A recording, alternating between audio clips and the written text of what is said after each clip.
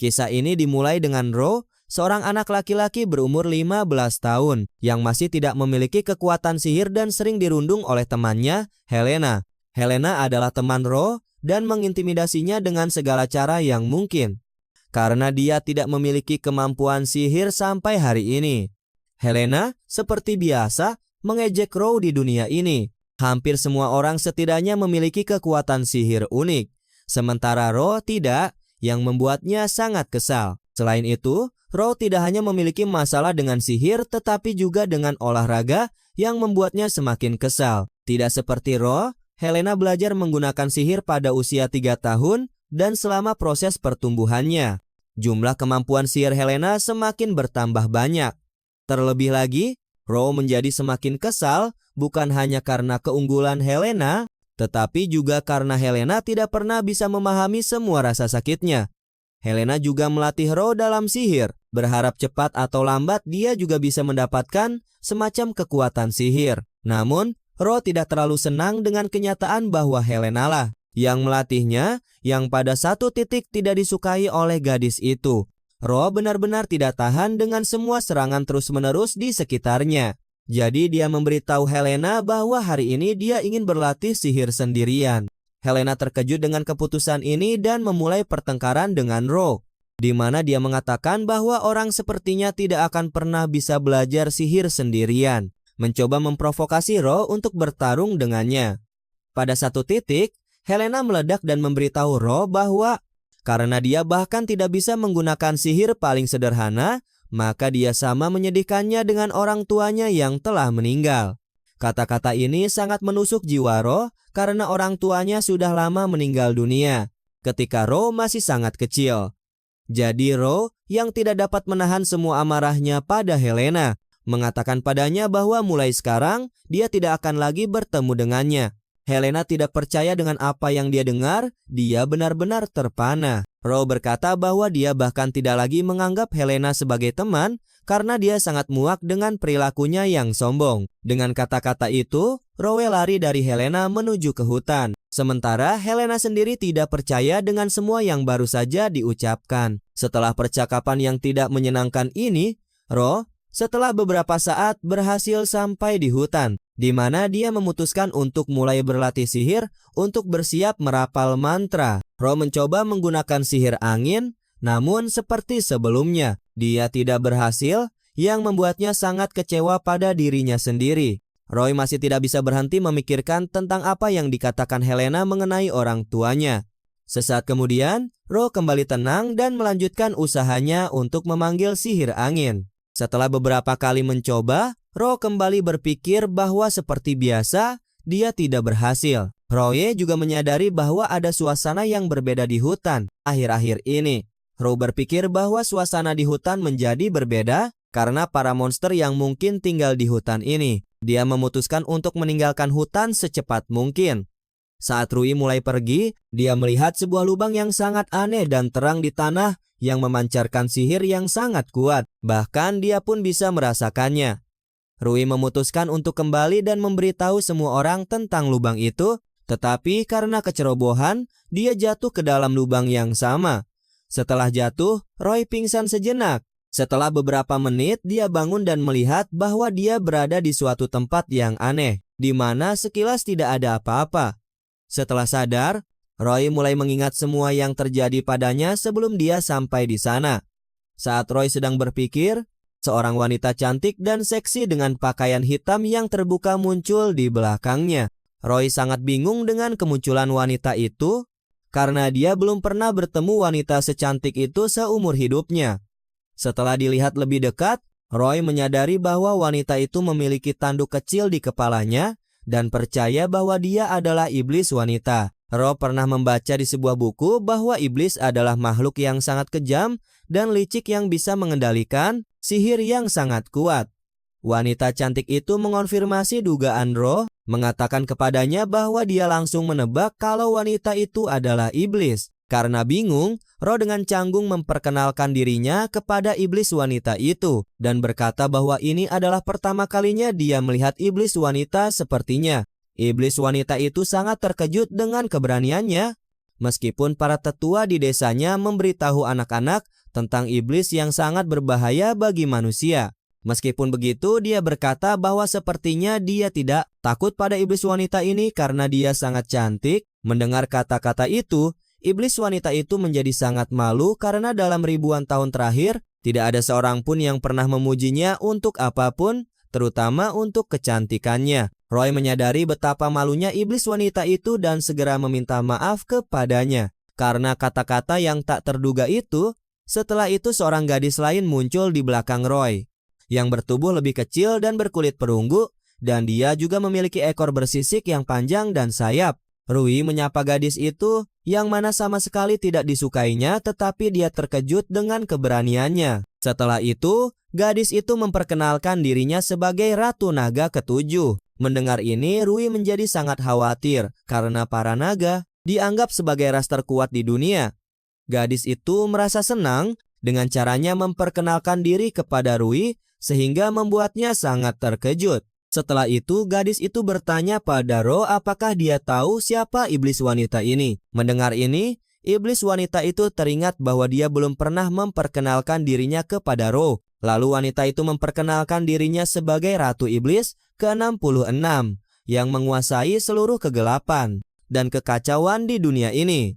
Setelah itu, Roy menjadi sangat ketakutan dan sangat terkejut dengan apa yang didengarnya pada saat yang bersamaan.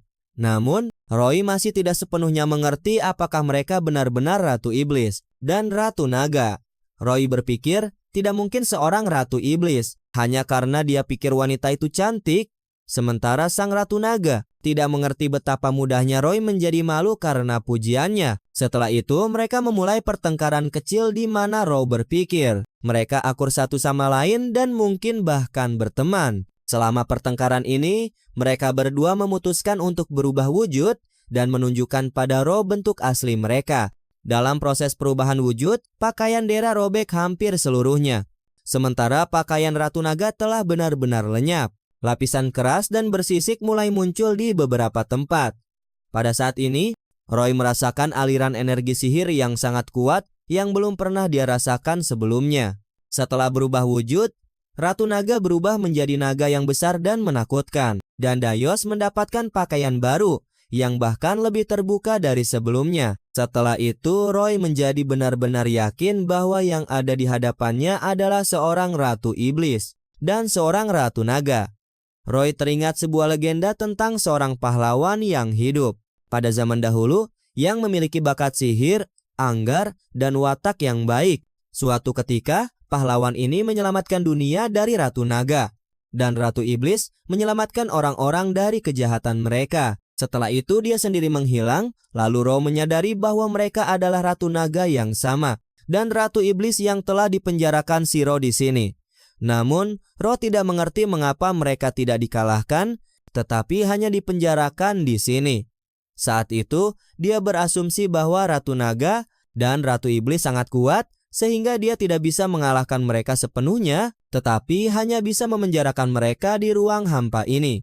Lalu dia berpikir mungkin mereka tahu cara keluar dari sini dan memutuskan untuk bertanya kepada mereka tentang hal itu. Setelah pertanyaan Roy, Diosa memberitahunya bahwa keluar dari sini benar-benar mustahil. Lalu Roy menjadi putus asa karena harus menghabiskan sisa hidupnya di sana. Sang Ratu Naga hanya menambahkan bahwa jika mereka tahu cara keluar dari sini, mereka tidak akan berada di sini lagi.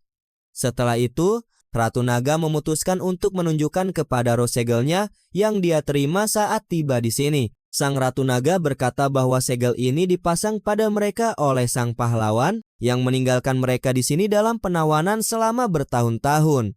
Dia juga menambahkan bahwa karena segel inilah, jiwa mereka sekarang terikat erat dengan tempat ini. Kemudian Roy mulai mencari segel ini di tubuhnya, dan ternyata dia tidak memiliki segel semacam itu. Lalu Diosa mulai membuka pakaian Roy untuk mencoba menemukan segel pemenjaraan padanya. Ternyata Roy benar-benar tidak memiliki segel apapun dan tidak ada yang tahu mengapa dia tidak memilikinya. Lalu Roy berkata dia sampai di sini setelah jatuh ke dalam lubang aneh di tanah. Roy Berpikir dia datang ke sini karena kecelakaan yang tidak dapat dijelaskan. Roy juga berpendapat bahwa dia masih bisa keluar dari sini. Mendengar ini, Roy berkata dia siap melakukan apa saja untuk keluar dari tempat aneh ini. Mendengar ini, Sang Ratu Naga dan Ratu Iblis terkejut oleh janjinya yang muluk itu. Sebaliknya, dia tidak sepenuhnya mengerti apa sebenarnya yang mereka inginkan darinya. Lalu, Diosa berkata bahwa Ro bisa membuat lubang di tempat ini yang bisa digunakannya untuk keluar. Ro lalu berkata dia tidak bisa menggunakan sihir sendiri, jadi dia tidak bisa membuat lubang di ruang ini. Diosa memberitahu Ro bahwa tidak mungkin dia tidak bisa menggunakan sihir sama sekali. Lalu Daizo menawarkan untuk melatih Ro untuk meningkatkan kekuatan dan sihirnya. Untuk pemahaman yang lebih baik, dia menjelaskan kepada Ro bahwa sihir itu seperti otot, dan semakin sering dia menggunakannya, maka akan semakin kuat. Tapi meskipun begitu, jika dia terlalu memaksakan diri, sihirnya bisa benar-benar habis, sehingga dia bisa mati karenanya. Roa juga menambahkan bahwa untuk latihan yang paling efektif, dia harus membawa kondisinya mendekati kematian sesering mungkin. Roa mengatakan bahwa latihan selama 500 tahun akan cukup untuknya, yang membuatnya sangat terkejut. Berpikir dia tidak akan bisa bertahan hidup. Kemudian Sang Ratu Naga memberitahu Rui bahwa waktu di sini berbeda, bahwa di sini 1 tahun setara dengan 1 hari di bumi. Jadi jika Rui menghabiskan 500 tahun di ruang ini, hanya 500 hari yang akan berlalu di bumi. Ratu Naga berkata bahwa jika mereka melatihnya, dia akan bisa keluar dari sini. Roy berpikir mereka tidak akan membantunya begitu saja, jadi mereka berkata bahwa sebagai gantinya, dia harus membantu mereka keluar dan dia tidak bisa menolak hasil seperti itu. Keesokan harinya, Diosa memulai latihan Roy, yang mana dia sangat berterima kasih kepada Roa. Roa mengingatkan Roy bahwa dia akan membutuhkan waktu 500 tahun untuk mendapatkan semua teknik sihir terkuat. Roy ingin tahu apakah waktu di tempat ini benar-benar berlalu, seperti yang dikatakan Ratu Naga. Diosa berkata bahwa itu benar, dan bahwa dia sendiri pernah memeriksanya dengan bantuan sihir. Kemudian Roy teringat pada tetua di desa yang merawatnya ketika orang tuanya meninggal. Dia berpikir tetua itu akan mengkhawatirkannya dan bahwa setelah semua latihan ini, dia pasti akan kembali padanya. Dia berkata pada Roy bahwa dia akan melakukan yang terbaik untuk keluar dari sini secepat mungkin. Setelah mengatakan itu, wanita itu mengelus kepalanya sambil memuji tekadnya. Roy teringat bagaimana sebelum ibunya meninggal, ibunya juga mengelus kepalanya, memberikan Roy sensasi hangat menyenangkan yang sudah lama tidak dia rasakan. Namun Diosa meminta maaf kepada ayahnya jika dia mati di sini, membuat suasana hati Roy yang emosional menjadi semakin menyedihkan. Saat berlatih dengan Diosa, Roy melatih keterampilan sihirnya untuk waktu yang lama. Akibat latihan seperti itu, Roy merangkak ke Ratu Naga dalam keadaan sangat kelelahan. Ratu Naga menyadari dari kondisi Roy yang lemas bahwa dia diajar dengan sangat baik. Begitu Roy mendapatkan kembali kekuatannya, Ratu Naga siap untuk melatihnya. Dia berkata akan melatih Roy bukan dalam sihir, tetapi dalam teknik khusus Qian. Teknik itu unik karena dapat membuka potensi penuh dari penyihir manapun. Hanya ada sangat sedikit orang di dunia manusia yang menggunakan teknik Qian. Tapi teknik ini tidak kalah dengan sihir dan kekuatan biasa. Ratu Naga memberitahu Rui bahwa jika dia menguasai teknik ini, dia bisa dengan mudah mengalahkan seekor naga sekalipun. Pembelajaran teknik Qian didasarkan pada 9 latihan, yang dibagi menjadi latihan menyerang dan bertahan. Siapapun yang berhasil menguasai semua latihan itu akan bisa mengatasi kesulitan apapun di jalannya. Rui tidak mengerti mengapa tidak ada yang menggunakan sihir sekuat itu. Ratu Naga menjelaskan bahwa teknik ini sangat sulit untuk dikuasai. Dia juga menjelaskan bahwa dalam beberapa tahun terakhir sudah menjadi jauh lebih mudah bagi orang-orang untuk menggunakan sihir, dan semua orang bisa dengan aman menggunakan sihir dasar. Sementara teknik Qian perlu dipelajari dengan tekun selama bertahun-tahun. Hal ini tidak terlalu menakuti Rui karena baginya, latihan Qian seharusnya sama sulitnya dengan latihan sihir biasa. Ratu Naga juga menambahkan bahwa seseorang tidak memerlukan bakat apapun untuk mempelajari teknik Qian, dan bahwa semua pelatihannya didasarkan pada latihan yang teliti. Rui berkata, dia akan melakukan yang terbaik dan sudah tidak sabar untuk memulai latihan. Akan tetapi Ratu Naga tidak menyebutkan bahwa Rui harus menghafal semua yang dia pelajari setelah satu kali penjelasan. Dios muncul di hadapan mereka dan berkata bahwa program latihan akan berubah setiap minggu. Ratu Naga berpikir bahwa Rui harus mempelajari Qian sebelum Roa bisa mengajarinya menggunakan sihir. 10 tahun kemudian, Rui berakhir di neraka. Kemampuan sihirnya menjadi jauh lebih kuat. Dia senang dengan hasil latihannya, tapi dia juga mengerti bahwa Rui perlu melanjutkan latihan. Dios mengakui semua kemajuan Rui dan melihat bagaimana dia menjadi seorang penyihir sejati. Boza juga terkejut melihat bagaimana Rui tidak pernah menunjukkan tanda-tanda kelelahan selama waktu latihan terus-menerusnya.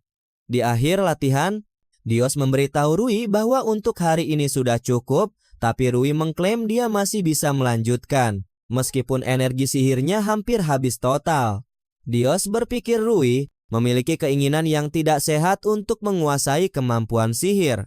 Jadi dia memutuskan untuk memberitahunya bahwa dia berusaha terlalu keras untuk membuktikan dirinya dalam semua pelatihannya. Dia juga menambahkan bahwa meskipun betapa lemahnya dia sebagai penyihir di dunianya, semua usahanya telah membuahkan hasil. Setelah itu, Dios memutuskan untuk mentransfer sebagian energi sihirnya kepadanya melalui saluran sihirnya.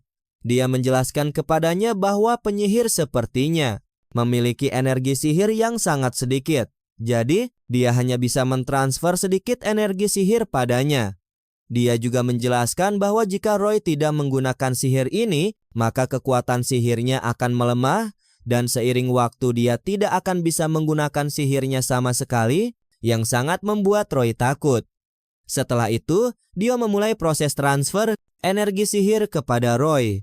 Saat dia mentransfer sebagian energi sihirnya kepadanya, dia menyadari bahwa selama latihannya, saluran sihir Roy lebih meregang dibandingkan dengan orang lain. Setelah mentransfer energi sihir, dia terus memberitahu Roy bahwa dengan setiap latihan dia dan sihirnya menjadi semakin kuat. Awalnya, kata-kata seperti itu dari Dio sangat menyentuh Roy karena belum pernah ada yang memujinya sebanyak ini. Sesaat kemudian, dia menenangkan diri dan berkata kepada Dio bahwa dia sangat senang mendengar kata-kata dukungan yang begitu hangat. Roy juga mengatakan bahwa dia sangat senang bisa datang ke tempat ini. Dan bersama mereka, dengan penuh kasih memanggilnya kakak, dia sangat malu dengan panggilan Roy yang membuatnya langsung pingsan. Awalnya, Roy sangat khawatir pada Dio. Tetapi Ratu Naga memberitahunya bahwa Dio hanya bersikap berlebihan dan akan segera sadar. Setelah melihat ini, Ratu Naga menyuruh Roy untuk beristirahat sebelum berlatih dengannya. Selama latihan, Roy berhasil melakukan push-up dengan batu yang sangat berat di punggungnya.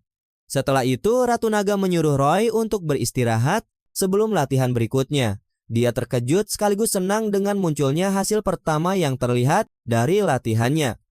Dia juga menunjukkan bagaimana setelah 10 tahun berlatih, seseorang baru bisa menguasai teknik Chien.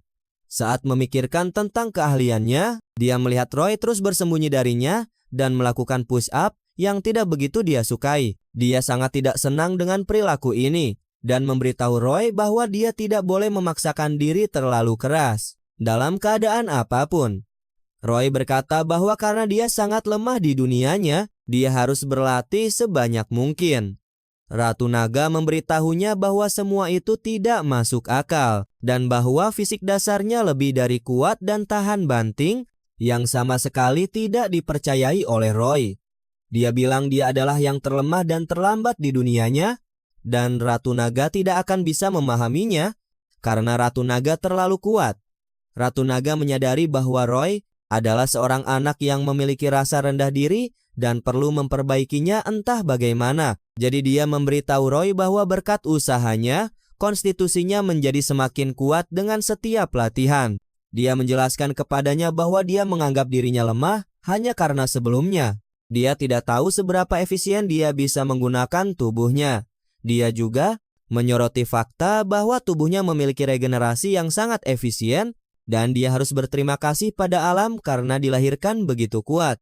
Roy sangat tersentuh oleh kata-kata Ratu Naga tentang konstitusi uniknya. Setelah itu, dia memutuskan untuk bertanya kepada Ratu Naga tentang orang tuanya. Dia menjawab bahwa orang tuanya meninggal ketika dia masih sangat muda dan bahwa dia bahkan tidak mengingat wajah mereka. Setelah pertanyaan ini, Roy mulai merasa sedikit malu, berpikir hal itu tidak menyenangkan untuk diingatnya, tetapi sebaliknya, Ratu Naga hanya tertawa dan memberitahu Roy untuk tidak memikirkannya dan bahwa dia juga memiliki tubuh yang kuat yang dia terima sejak lahir. Setelah itu, Roy tidak bisa menahan emosinya dan berlari ke dalam pelukan Ratu Naga, berpikir dalam hati bahwa mereka memiliki banyak kesamaan. Dia tidak begitu mengerti apa yang sedang terjadi, yang dijawab Roy bahwa dia juga bekerja keras. Setelah itu, Ratu Naga menyadari apa yang sebenarnya terjadi, dan setelah pelukan singkat, dia mulai menenangkannya.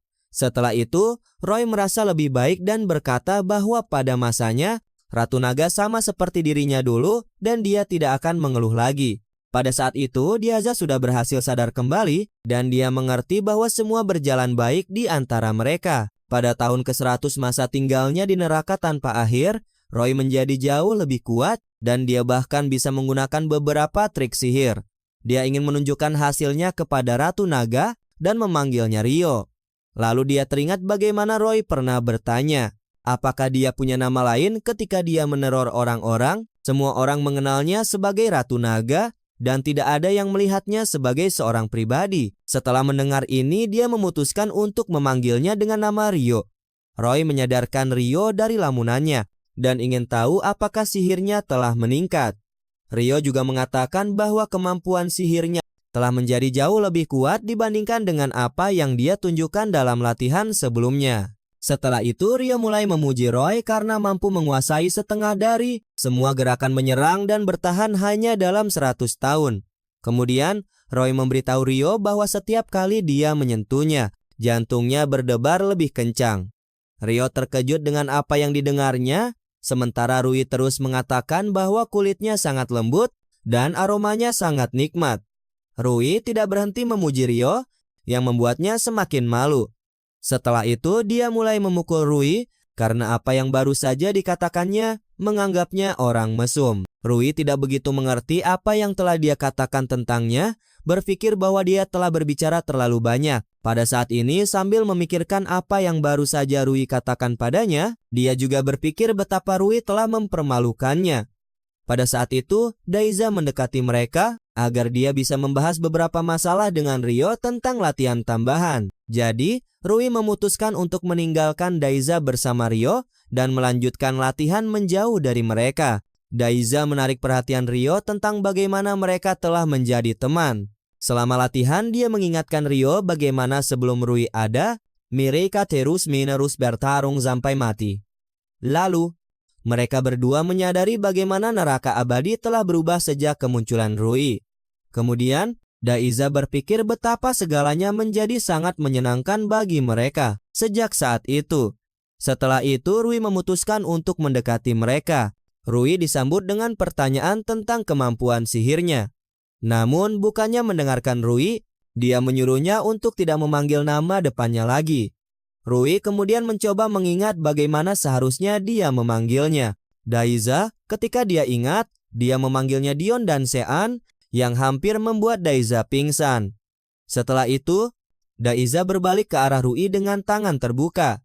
Dan setelah itu, Rui dan Daiza memulai sesi latihan, di mana Rui menunjukkan kemampuannya menggunakan sihir apinya. Daiza sangat senang dengan betapa kuat kemampuannya setelah 100 tahun di neraka abadi. Namun, terlepas dari peningkatan kemampuan yang begitu pesat, momen perayaan mereka semakin dekat. Pada saat itu, Rui berlari ke arahnya untuk mencari tahu apakah dia puas dengan kemampuannya. Tetapi ketika Rui berlari ke arah Daiza, dia menyadari bahwa gadis itu mulai menangis.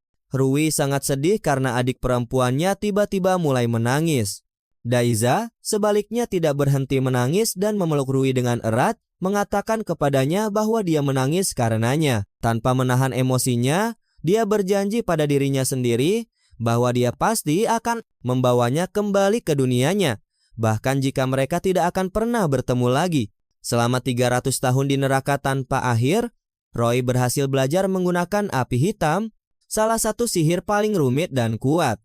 Selama 300 tahun pelatihan Roy dan Rio, Mereka senang karena Roy mampu menguasai sihir yang hanya bisa digunakan oleh iblis tingkat tinggi. Dia menjelaskan bahwa dia biasa mentransfer sebagian energi sihirnya kepada Roy melalui saluran sihir dari waktu ke waktu, agar dia bisa menggunakan miliknya, kemampuan sihir dengan lebih efektif. Dia sangat puas dengan seberapa cepat Roy mampu menguasai sihir yang begitu rumit. Rio mengatakan bahwa dalam pelatihannya, Roy juga membuat kemajuan besar dan dia telah menguasai semua kemampuan Xian. Setelah pelatihan bersama Daisha dan Rio, mereka sekali lagi memuji Roy atas usaha dan dedikasinya. Setelah berlatih, Roy menyadari hari sudah mulai larut dan sudah waktunya bagi semua orang untuk tidur, yang mana disetujui oleh Daisha dan Rio. Sesaat kemudian, Roy jatuh ke tanah karena rasa sakit yang tidak menyenangkan di dadanya, dan Daisha serta Rio segera mencoba mencari tahu apa yang terjadi padanya. Ketika mereka membuka pakaian luarnya, mereka melihat sebuah tanda militer abu-abu yang samar di tubuhnya.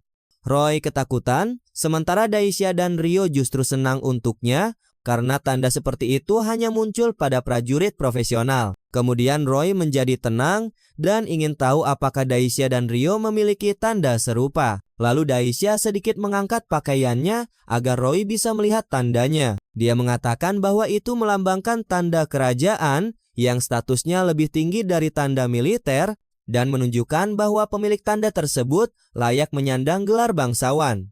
Rio juga menunjukkan tandanya di telapak tangannya, yang berarti dia termasuk dalam keluarga kerajaan. Kemudian Roy memutuskan untuk mencari tahu apa sebenarnya yang tertulis di tanda militernya. Daisha dan Rio membaca isi tanda itu, dan di sana tertulis bahwa Roy adalah seorang prajurit iblis dan naga.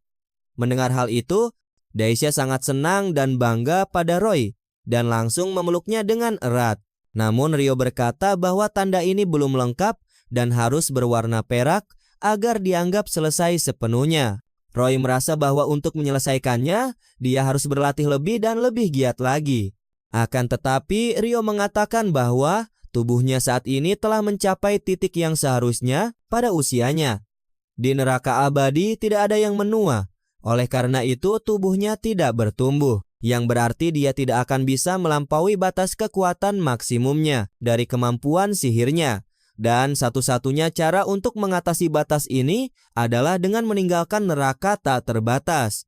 Roa memberitahu Roy bahwa sekarang kemampuannya sudah lebih dari cukup untuk meninggalkan neraka tak terbatas. Jadi Roy memutuskan untuk beristirahat hari ini, dan besok dia akan mencoba untuk pergi. Roy kembali ke rumah kecil tempat dia tinggal untuk beristirahat dan mengumpulkan kekuatan. Dalam mimpinya, Roy tidak sengaja memegang sesuatu yang sangat besar, lembut, dan enak disentuh. Ketika dia bangun, dia melihat Roa di depannya yang ternyata dadanya sedang dia pegang selama ini. Roa sangat terkejut karena Roy langsung memegangnya begitu saja. Pemandangan ini sangat mengejutkan Roy dan dia tidak mengerti apa yang sedang terjadi. Setelah itu, Roy diserang oleh Ria yang juga ada di sana. Roy pun masih merasa malu dengan kemunculan Diosa dan Ria, dan dia masih tidak mengerti apa sebenarnya yang ingin mereka lakukan padanya. Kemudian Diosa menjelaskan kepadanya bahwa karena dia akan meninggalkan mereka besok, dia dan Ria harus mengucapkan selamat tinggal dengan cara tertentu. Ria berkata bahwa kekuatan dan pengetahuan mereka bukanlah satu-satunya yang bisa mereka berikan pada Roy. Jadi mereka memberitahu Roy bahwa mereka juga bisa memberinya pengalaman pertama mereka. Setelah mengatakan ini, Diosa langsung mencium Roy yang membuatnya sangat bergairah. Setelah ciuman itu, Diosa terus mengatakan pada Roy betapa dia mencintainya. Setelah Diosa, Ria juga mulai mencium Roy, menunjukkan semua kasih sayang mereka padanya. Setelah ciuman itu, Diosa menyadari betapa malunya Ria, yang mana hal itu disangkal olehnya. Setelah itu, pertengkaran lain pun dimulai antara Diosa dan Ria, di mana mereka mulai membuat alasan, mengatakan bahwa ini adalah pertama kalinya bagi mereka. Roy hanya bisa diam-diam menyaksikan pertengkaran mereka dari samping. Setelah pertengkaran itu berhenti, keduanya siap untuk melanjutkan ke Roy yang tak berdaya. Roy sangat malu dan takut dengan situasi yang tanpa sengaja dia hadapi ini. Namun Diosa dan Ria sudah tidak terkendali dan siap melanjutkan kesenangan mereka dengan Roy. Keesokan harinya Diosa dan Ria menjelaskan kepada Roy bahwa mereka perlu dia meninggalkan neraka tak terbatas. Roy hanya menatap Diosa, tertawa dan teringat akan hari-harinya selama di sana.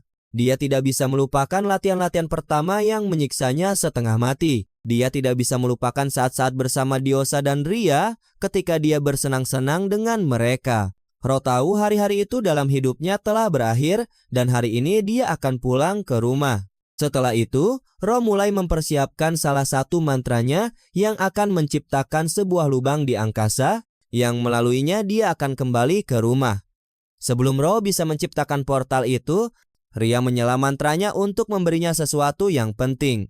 Ria memberikan anting-anting taring naga miliknya kepada Ro agar dia bisa menggunakannya untuk menciptakan lubang di angkasa. Ria menyuruh Ro untuk mengambil anting-antingnya dan menyalurkan semua kekuatan sihirnya ke dalamnya. Roy mengambil anting-anting Ria, mengarahkan kekuatan sihirnya ke dalamnya dan di tangannya, alih-alih sebuah anting-anting, dia menemukan sebuah pedang naga. Ro terkejut dengan kekuatan sihir yang berasal dari pedangnya. Dia memberitahu Ro bahwa itu bukan pedang biasa, melainkan sebuah pusaka dari ayahnya yang terbuat dari taringnya. Dia juga menambahkan bahwa hanya ada 2 pedang sejenis ini di seluruh dunia dan dia memberikan salah satu dari pedang ini kepada Ro sebagai kenang-kenangan dari mereka. Ro ingin mengatakan bahwa dia tidak bisa menerima hadiah seperti itu dari Ria, tapi dia tidak mendengarkan dan menyela. Ria terus berkata bahwa dia memberinya pusaka ini karena suatu alasan dan dia harus sepenuhnya memahami itu jika dia tidak mau menerimanya. Ro kemudian berubah pikiran dan memutuskan untuk menerima pedang itu, berjanji pada Ria bahwa dia akan menghargainya. Ria senang dengan keputusan ini dan kemudian menjelaskan kepadanya cara menggunakan pedang itu dengan benar. Setelah beberapa menit, Ro siap menggunakan pedang itu untuk membelah ruang antara dunia manusia dan neraka tanpa akhir. Roye mulai memusatkan seluruh kekuatan sihirnya pada pedang itu. Setelah itu dia melakukan tebasan yang kuat dan penuh percaya diri. Setelah tebasan itu, sebuah retakan besar muncul di udara, dari mana cahaya terang muncul saat retakan itu membesar. Ro sudah mulai mengucapkan selamat tinggal kepada Diosa dan Ria tanpa menahan emosinya. Sebelum pergi, mereka bertiga mulai saling berpelukan. Diosa mendoakan Ro agar perjalanannya aman dan berhati-hati saat kembali ke dunianya. Ria mendoakan Ro semoga berhasil dan berkata mereka akan selalu menunggu kepulangannya. Ro tidak percaya ini adalah akhirnya dan bahwa setelah melewati retakan itu, dia akhirnya akan berada di dunianya sendiri. Dia juga berpikir bahwa dia pasti akan membebaskan mereka dari neraka tanpa akhir untuk terus hidup bersama mereka sebelum kembali ke dunianya. Dia memberitahu Diosa dan Rio bahwa dia pasti akan membebaskan mereka dari sini. Diosa dan Rio hanya memperhatikan Ro yang sudah meninggalkan mereka dan sedetik kemudian Ro melewati celah itu yang kemudian tertutup, membuat Diosa tahu bahwa Ro telah meninggalkan mereka. Rio memberitahu ratu mereka bahwa mereka sekarang sendirian di neraka tanpa akhir. Untuk pertama kalinya dalam 300 tahun, Diosa memeluk Rio dan mulai menangis yang sama sekali tidak Rio duga darinya. Ratu mereka melanjutkan berbicara tentang betapa dia sudah merindukan Ro, jadi Rio mulai mencoba menenangkannya sambil berpikir dalam hati bahwa dia belum pernah melakukan itu sebelumnya. Rio tidak pernah berhenti terkejut bahwa Ratu Iblis mampu memiliki emosi seperti itu. Ketika Diosa sedikit tenang, dia memutuskan untuk bertanya pada Rio apakah dia merindukan Ro. Rio berkata dia percaya pada Ro dan tidak merasa sesepian sebelumnya karena ada Ro. Setelah Diosa mengungkapkan perasaannya, perasaan itu kembali menguasainya. Lalu dia mulai memeluk Rio erat-erat, menyebutnya imut. Kemudian Diosa memberitahu Rio bahwa jika dia merasa kesepian, mereka harus segera berpelukan. Setelah itu, Diosa mulai memeluk Rio dengan erat, yang mencoba melawannya dengan segala cara. Rio menjadi semakin cemas menantikan Ro kembali kepada mereka sesegera mungkin. Sementara itu, Roy berada di antara dimensi yang harus dia lewati untuk mencapai dunianya. Roy juga merindukan Rio dan tertawa karena tidak akan segera bertemu dengannya. Namun, dia menenangkan diri dan berpikir dia pasti akan menyelamatkannya. Tak lama kemudian dia menemukan celah lain yang seharusnya membawanya ke dunianya. Rowe kemudian mengeluarkan pedang yang diberikan Rio dan menebas celah itu untuk membuatnya lebih besar. Ketika dia memperlebar celah itu dan melewatinya, dia mendapati dirinya berada di hutan yang sama, tempat dia menemukan lubang di tanah yang membuatnya jatuh ke neraka tanpa akhir. Beberapa detik kemudian, barulah Ro akhirnya sadar bahwa dia akhirnya pulang. Kebahagiaan Ro sungguh tak terbatas, dan dia memutuskan untuk tidak ragu-ragu dan kembali ke desanya. Namun selama tinggal di neraka tanpa akhir, dia ternyata lupa jalan pulang. Awalnya, Ro ingin memanjat pohon dan melihat-lihat, tetapi begitu Ro melompat, dia sudah berada di ketinggian yang sangat tinggi. Dari ketinggian seperti itu, Roy bisa melihat sekeliling dan melihat laut serta desa asalnya di dekat sana. Begitu Roy melihat semua keindahan ini, dia menyadari betapa kecilnya dunia yang dia tinggali sebelumnya. Awalnya Roy bertanya-tanya bagaimana dia bisa menyelamatkannya, dirinya sendiri, dan Rio, tetapi dia tidak sepenuhnya yakin akan berhasil. Jadi Roy berencana untuk pulang lebih dulu untuk memastikan tidak ada yang berubah sejak kepergiannya. Setelah tiba di rumah, dia menyiapkan beberapa barang dan hendak pergi ke tempat yang sangat penting baginya. Tempat ini ternyata adalah sebuah batu besar tempat ibu dan ayahnya dimakamkan.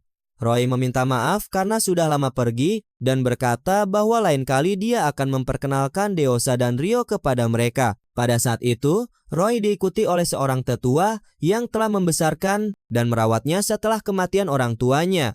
Tetua itu ingin bertanya kepada Roy, kemana saja dia menghilang selama ini?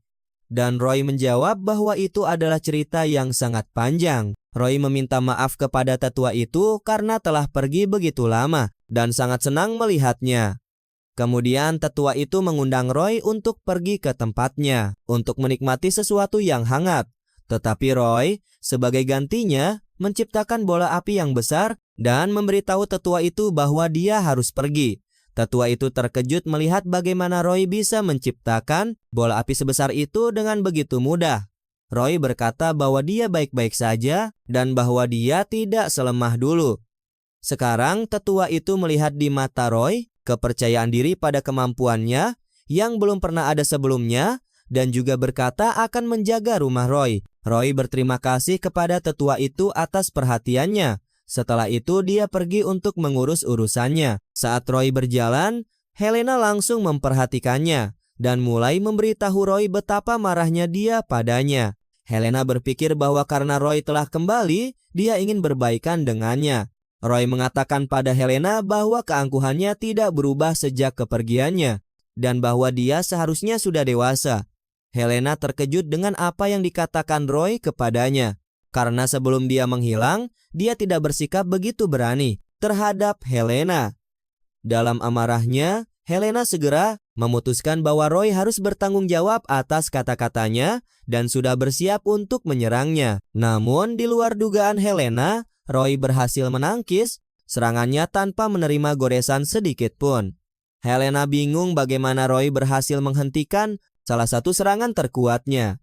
Roy memberitahu Helena bahwa dia tidak bisa melihat siapapun di sekitarnya dan bahwa dia tidak tahan melihat orang-orang di sekitarnya menjadi lebih kuat. Sementara kemampuannya tetap di level yang sama, jadi Helena menjadi semakin kesal dan dia sekali lagi mencoba untuk setidaknya melukai Ro. Namun meskipun serangannya cepat, Ro masih berhasil menghindari setiap serangannya. Dan setelah itu, Ro memutuskan untuk menggunakan salah satu teknik Qian, di mana dia melancarkan tendangan yang diperkuat ke wajah Helena. Setelah tendangan yang begitu kuat, Helena jatuh ke tanah. Tapi bahkan setelah itu, dia tidak berhenti memerintah Ro, menyuruhnya untuk menunggunya. Sebaliknya, Ro hanya mengucapkan selamat tinggal pada Helena, memberitahunya untuk tidak menghalangi jalan orang lain lagi. Helena masih tidak berhenti berteriak pada Ro bahwa cepat atau lambat, dia akan tetap berada di jalan yang sama dengannya. Ro teringat percakapan dengan Rio dan RW. Mereka membahas rencana agar Ro mengeluarkan mereka dari neraka abadi. Sang Dewi menyarankan untuk terlebih dahulu mencari informasi tentang pahlawan itu yang memenjarakan mereka karena hanya dia yang tahu cara melepaskan mereka dari segel itu. Roy menduga bahwa pahlawan ini pasti sudah mati, tapi Rio berkata bahwa kerabat atau keluarganya. Mungkin juga tahu bagaimana mereka bisa dibebaskan dari sini. Jadi Roy memutuskan bahwa ketika dia kembali ke rumah, dia harus menemukan cucu-cucu dari pahlawan itu. Dalam perjalanannya, Roy memutuskan untuk terlebih dahulu mencari tahu tentang cucu-cucu pahlawan itu dari orang-orang di Iskaldo, ibu kota benua itu.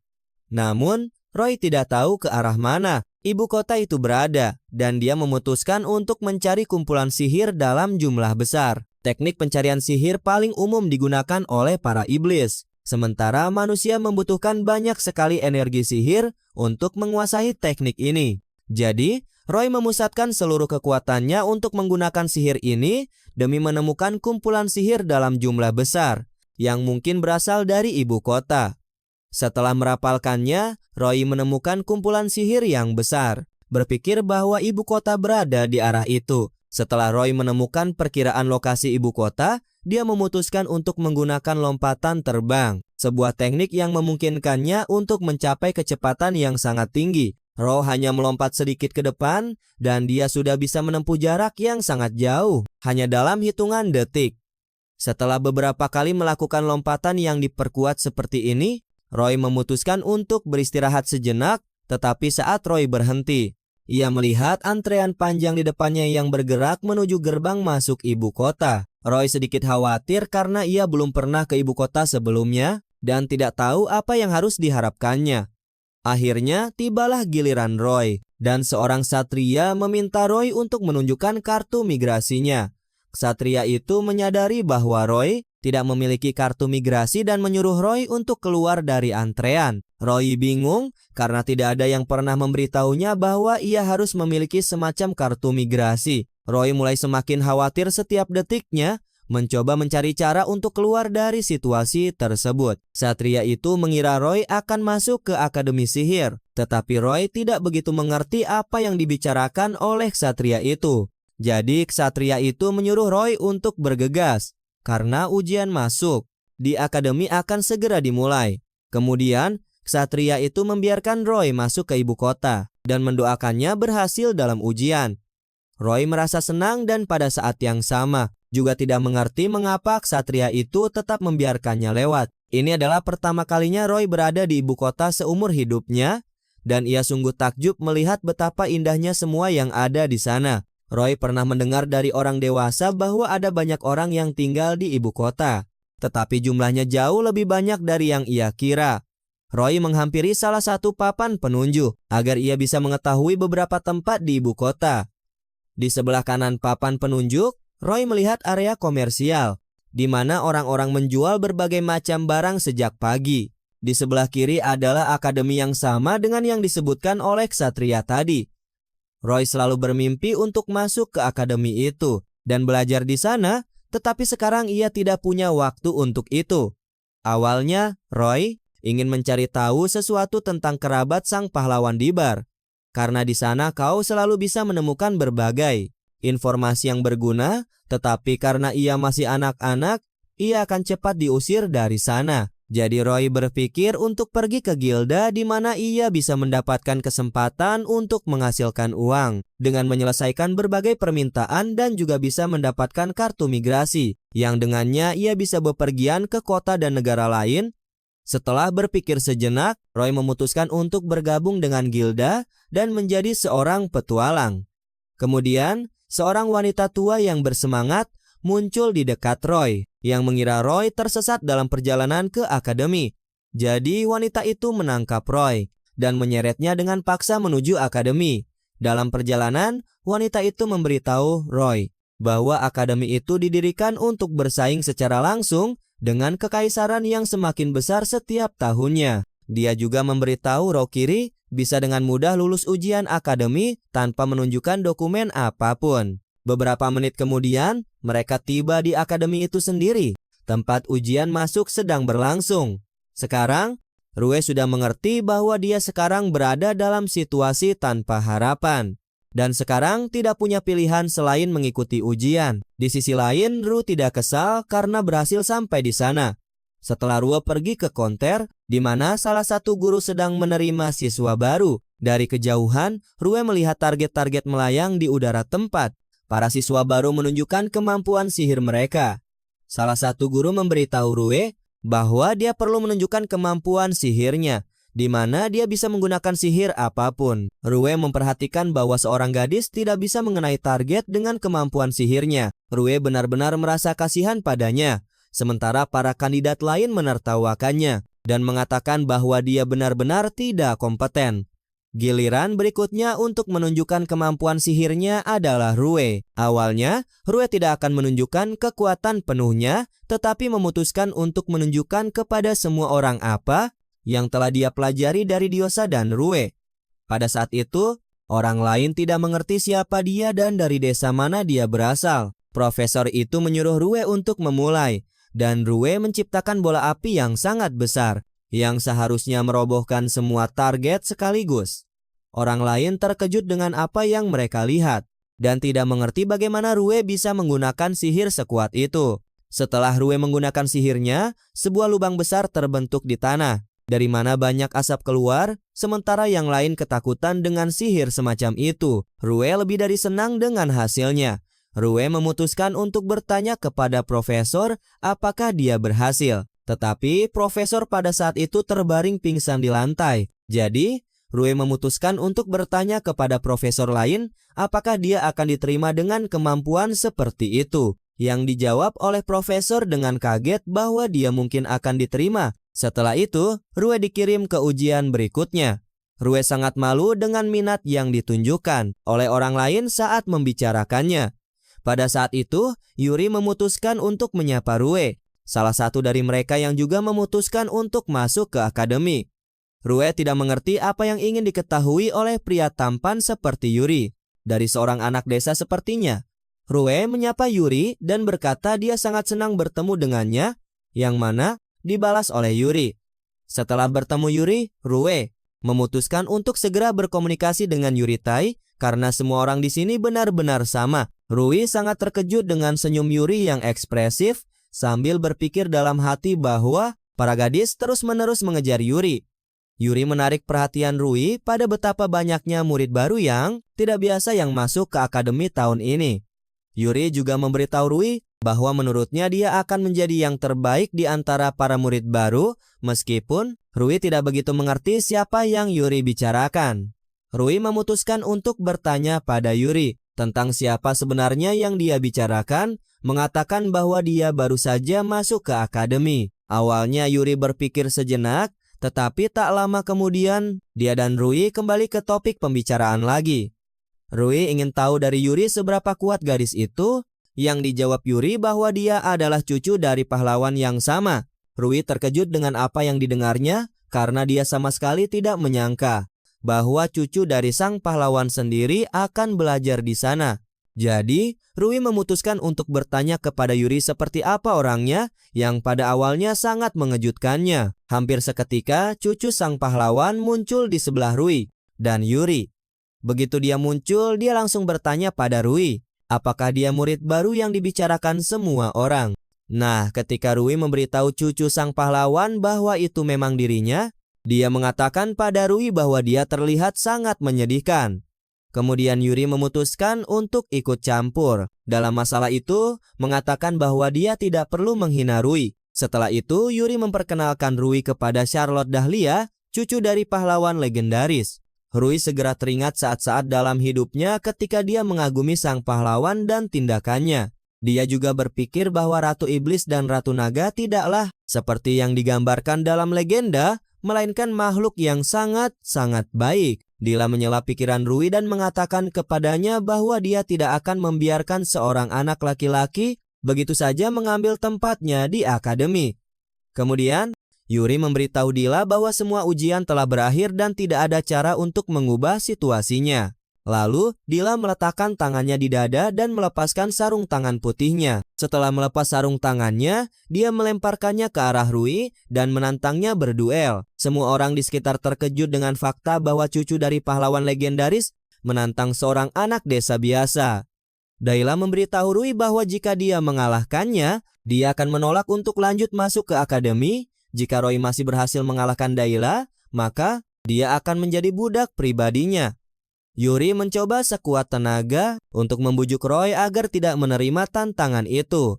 Karena itu akan menjadi keputusan yang sama sekali tidak rasional. Di satu sisi, Roy berpikir bahwa dia tidak membutuhkan seorang budak, tetapi di sisi lain dia memiliki kesempatan untuk mempelajari sesuatu tentang sang pahlawan dari Dayla.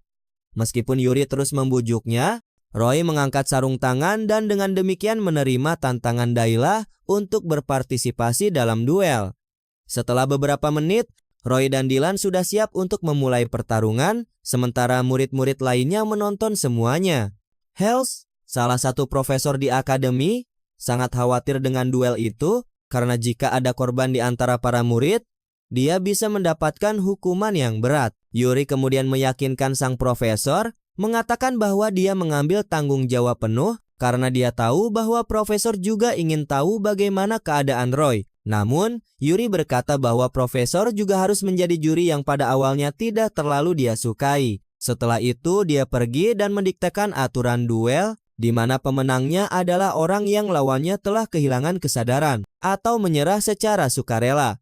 Profesor juga menambahkan bahwa dia bisa mengakhiri pertarungan jika dia menganggap salah satu lawan tidak lagi layak untuk melanjutkan. Thalia Rose juga mengingatkan para peserta duel tentang mereka yang terbunuh selama pertarungan terlarang. Setelah itu, Els mengumumkan dimulainya duel. Julia berpikir bahwa jika Roy menyerah secepat mungkin, maka duel akan berakhir dengan cepat. Setelah pengumuman duel, Julia menghunus pedangnya yang akan dia gunakan untuk mengalahkan Roy. Awalnya, Roy juga akan menghunus pedangnya yang ditinggalkan Rio untuknya. Tetapi dia teringat kata-katanya bahwa Roy hanya boleh menggunakan pedangnya ketika ada ancaman nyata bagi hidupnya. Jadi Roy berubah pikiran untuk menggunakan pedang naga dalam duel itu dan memutuskan untuk bertarung dengan tangan kosong yang pada awalnya mengejutkan Julia. Julia siap menyerang Roy dengan serangan pertama, tidak pernah lupa bahwa dia adalah cucu dari pahlawan legendaris. Setelah itu Julia dengan semua amarahnya berlari ke arah Roy yang tidak bersenjata. Jadi Roy mengulurkan tangan dan menggunakan teknik kepompong emas yang sepenuhnya menyerap semua kerusakan dari serangan itu. Julia terkejut melihat bagaimana Roy mampu menangkis serangan dari pedangnya yang bisa memotong baja dengan mudah. Setelah menangkis serangan itu, Roy berkata bahwa dia bukanlah Raja Iblis, bukan Raja Naga, bahkan bukan pahlawan ataupun cucu dari seorang pahlawan, melainkan dia hanyalah seorang anak laki-laki biasa dari desa. Julia masih terkejut melihat betapa mudahnya Roy menangkis serangannya dengan tangan kosong. Teknik kepompong emas hanya membuat area tertentu dari penyihir menjadi lebih keras dan tahan lama, sementara teknik kepompong baja membuat seluruh tubuh penyihir menjadi keras, tetapi pada saat yang sama pertahanannya tidak sekokoh pertahanan kepompong emas. Selain itu, kepompong emas tidak mengganggu pergerakan bebas dari anggota tubuh yang dilindungi, membuatnya sangat efektif. Julia mencoba lagi untuk memberikan beberapa kerusakan pada Roy, tetapi dia juga bisa dengan mudah menangkis serangan ini. Julia tidak mengerti bagaimana Roy bisa dengan begitu mudah menangkis pukulannya karena dia adalah seorang ahli pedang yang terampil. Jadi, dia memutuskan untuk mengubah strateginya dengan menggunakan banyak bilah kelopak bunga alih-alih pedang yang terbang ke arah Rue, tetapi meskipun kecepatan dan jumlah bilah-bilah ini, Rue mampu menghindari setiap bilah tanpa kesulitan.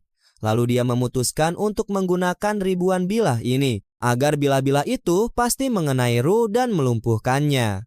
Profesor berpikir itu sudah berlebihan dan memutuskan untuk menghentikan duel, tetapi Yuri memutuskan untuk menghentikan Profesor. Yuri menarik perhatian Profesor pada betapa percaya diri dan tenangnya postur tubuh Rue, yang bisa berarti dia bisa menangani ini dengan mudah. Rue terkejut melihat betapa banyaknya kelopak bunga yang terbang ke arahnya dan merasa bahwa dia perlu menggunakan sihir yang sangat kuat di sini. Jadi Rue memutuskan untuk tidak lari dari kelopak-kelopak itu, melainkan berlari ke arahnya, lalu dia melakukan lompatan tinggi dan menggunakan teknik sihir api besar yang membakar semua kelopak yang terbang ke arahnya. Gilly sangat terkejut melihat bagaimana Rue bisa menangkis serangan pedang dan sihir dengan begitu mudahnya. dan Dila teringat kenangan masa kecilnya saat dia berlatih keras dengan ayahnya. Ayahnya memberitahunya tentang tanda pahlawan yang tidak bisa didapatkan oleh siapapun, dan dia mengatakan padanya bahwa jika dia berlatih cukup keras,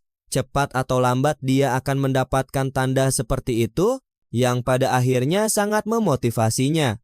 Setelah itu, kerumunan orang dewasa berkumpul di sampingnya, yang menyentuhnya dan mengatakan bahwa dia pasti akan menjadi pahlawan wanita yang sama seperti kakeknya. Dila berjanji bahwa dia akan berlatih sepanjang waktu, dan saat dia dewasa nanti dia akan menjadi pahlawan sejati, yang akan melindungi warga sipil dari berbagai ancaman.